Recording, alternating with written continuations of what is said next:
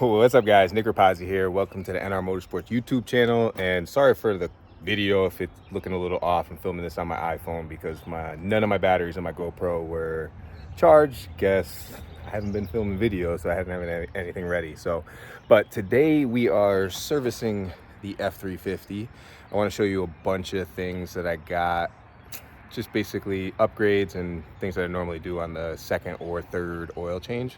So let me turn this camera around. All right, so it's probably been about a year since I changed the air filter. So we're changing the air filter. I do this probably once, maybe twice a year. It's basically just replace 1 quart of oil with this, because we have to put 14.4 because we are switching to a cat filter. So this is one of the upgrades that I'm doing. It's an mddp oil filter adapter. So it uses a cat 1R 1807. He did a bunch of research and has graphs and all that kind of stuff to show that this is better flowing and less restrictive than the stock oil filter. And it holds 1.25 quarts more oil than stock. So we're gonna be putting that on. I did buy 2 more of these filters, so I'll be good for the next 2 oil changes. But super excited to see how this performs, see if it leaks or anything like that. It shouldn't leak. He did a bunch of testing on it, and comes with like torque specs, so we got to torque this thing down. Got the oil here. There's the torque wrench, so we can torque that thing down. Let me just show you a thing in the back that I just picked up that I thought was pretty cool. So we are getting a brand new dirt bike tomorrow, and I bought this. It's like a hitch carrier. So basically you put the motorcycle up on here, tie it down, because I have a cab. I can't fit the motorcycle in there with the back window down, so I have to hold the window up, and the shocks in this thing are already fucked, so this thing just slams down. I don't want, when I'm transporting the bike around, for me to break the window or anything like that. So this was like $200 shipped to the house. It's pretty heavy. I want to say it's probably like 75-80 pounds. I bought this aftermarket stabilizer because I did research on this. It comes with a stabilizer that goes on here, and I'll show you when we put it on. But it's not big enough because I have the bigger size hitch, the 2, I think it's 2.5 or whatever it is. So we're gonna put that on. I have a third brake light. It's the one that goes under the back of the truck here, under the tailgate. And I'm going to mount it right across the bottom on this right here, because once I have the dirt bike on here, it's going to block the taillights. So I want to be able to see if I'm actually braking, turn signal, all that kind of stuff. So you still should be able to see the taillights on here, but I just want to make sure that it's completely visible so when it hits the back of this truck. So let me finish draining the oil, change the oil filters, and then I'm going to show you guys putting the filter adapter on. So let me get to it. All right, guys, so that's the adapter on right there. My foot-pound torque wrench died, so I had to get my manual inch-pound one, and 30 foot-pounds equals 360 inch-pounds. We have this set at 360. I'm just gonna throw this on, make sure it's on tighten. I think it's tighten. I can't really tell with one hand, but we will find out in a second. Nope, that's loose. All right, let me put you guys down real quick. Okay, we're back at it. Let's see if I can get this with one hand here. Come on, come on, come on. Damn, what a bad shoulder. This is rough. Oh, there we go.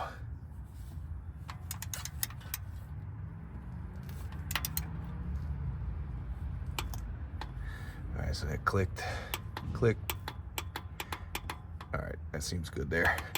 So we're down 30 foot-pounds, technically 360 inch-pounds. But let me get the drain plug back in, and then we will go grab the oil filter and get the oil filter on. BRB. All right, guys, so that's it on. It doesn't go below the actual control arm, but it is slightly below the axle, which, even if I did hit something, it's gonna fucking hit that steering bar that's right there before it hits anything else. So Not too worried about the height. I am going to be putting a 6-inch lift on this anyway, but it is actually kind of nice that it has the 2.5-inch level with the 37. So there's a bunch of ground clearance under here. So let me get up to the top. We'll do the fuel filter up top. I already did that one. That was a pain in the ass because I don't have a 32 mil. I need to buy a 32. So I ended up finding a, was it 1.25 inch socket that fit. That it's basically the same. It's a little bit looser than the 32, but the 1.25 worked. Got that filter changed. And just one thing with that, when you change both these filters, you gotta do the you gotta crank the key without turning the truck on for like 7 times. I usually do it about 15, just because I don't want to feed the CP4 pump any air or anything like that and fuck the pump up. So you want to make sure that you prime the system whenever you change these fuel pumps. Definitely do not try to start the truck without those things being primed. But yeah, let me get out of under here and meet you guys up top. All right, guys, so I put the first 9.25 quarts in of oil. Gonna do the stiction eliminator. Like I said, it treats 16. I just do the whole thing. So that basically the whole thing, and then it gets 13.25 quarts of oil. So let's just pour this bitch in. And again, I do these oil changes every 5,000 miles. I try to be very strict with this, and I do the filters every second oil change. So every 10,000 on the filters and every 5,000.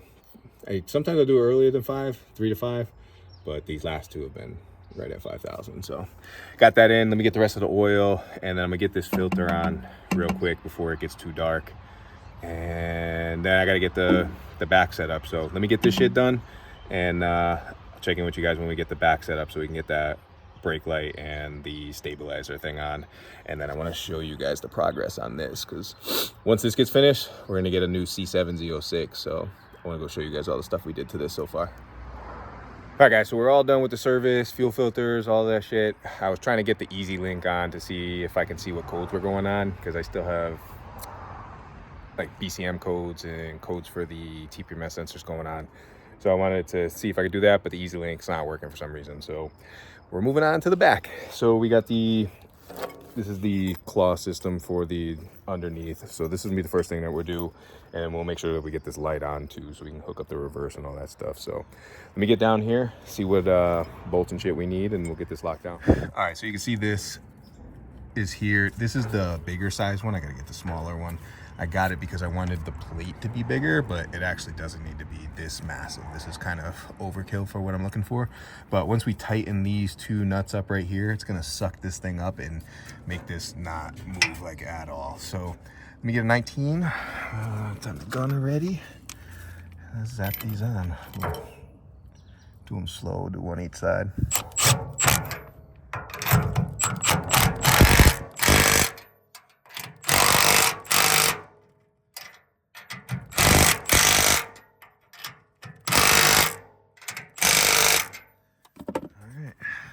Holding that up in the air, but we are now super fucking solid. I don't think this thing's gonna go anywhere now, but yeah, let me get this stuff cleaned up and we'll get the light on. All right, guys, we're gonna wrap this up. I ended up breaking everything to mount that, and the tape, double-sided tape on the back of it was just ass. It did nothing. So what I ended up doing is, let me bring it closer so you guys can see. See the zip ties? I ended up just drilling out a hole on each side and then zip tying it, and then I'm just gonna cut that off. I'm going to put more, but I'm getting eaten up by bugs, and this is just good enough for me to get by till tomorrow so we can go pick up the dirt bike. So, but this is with the hazard on. That's the running light, and then I don't have anybody here to do the brake light, but yeah, that's that all set up. Let me, so the headlights are still on the truck, and I still gotta clean, so let me walk you guys over to the garage. This thing's horrible. Hold on, let me wipe y'all off. A little sweaty on here. So the lighting's horrible, and we got the truck's headlights helping us out here. But let me flip you around. Can I do that on here? No. Okay. All right, I got you guys at wide angle so you can see this a little bit better. So this is the setup on the garage. It's 32 feet wide, 48 feet long. This is a 12 by 12 garage door opening. And then we have 14-foot walls, but technically it's going to end up being 13 and a half because 6 inches of the ground in here.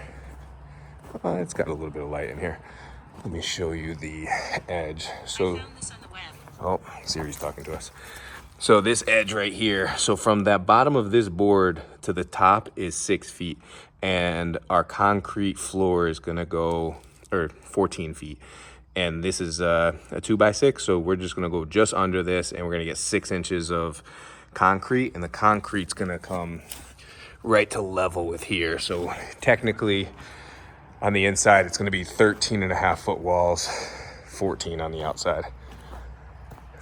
But it's more than enough because with the 2 car lifts that I'm gonna get, you need a minimum of 12 feet. So we'll still have an extra 1.5 feet of space. But yeah, this is what I've been fucking killing myself with. In the back there, it was about 2 feet down. So we built the whole structure, and then I came in and leveled everything out. And we did the same thing on the outside here.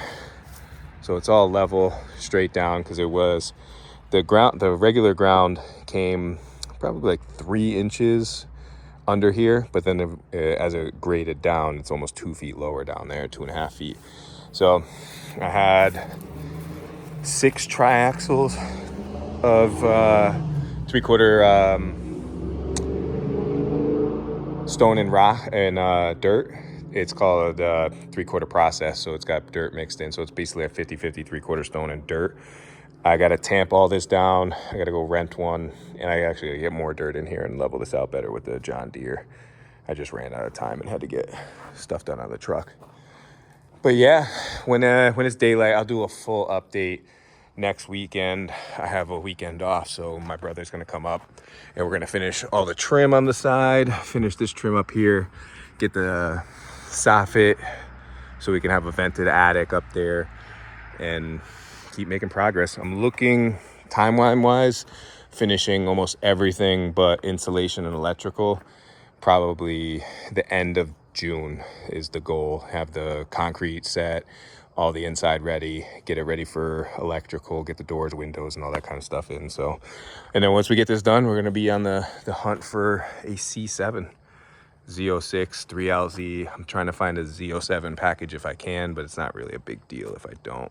But yeah, it's gonna be the new headquarters for YouTube, and hopefully transferring into doing this full time. So I'm excited. But let me wrap this up.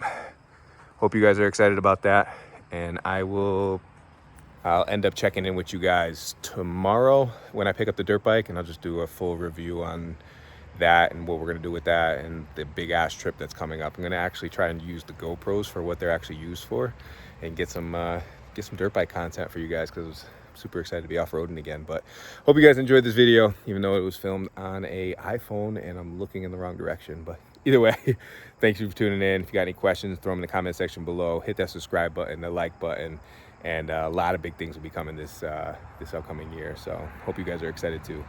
Peace.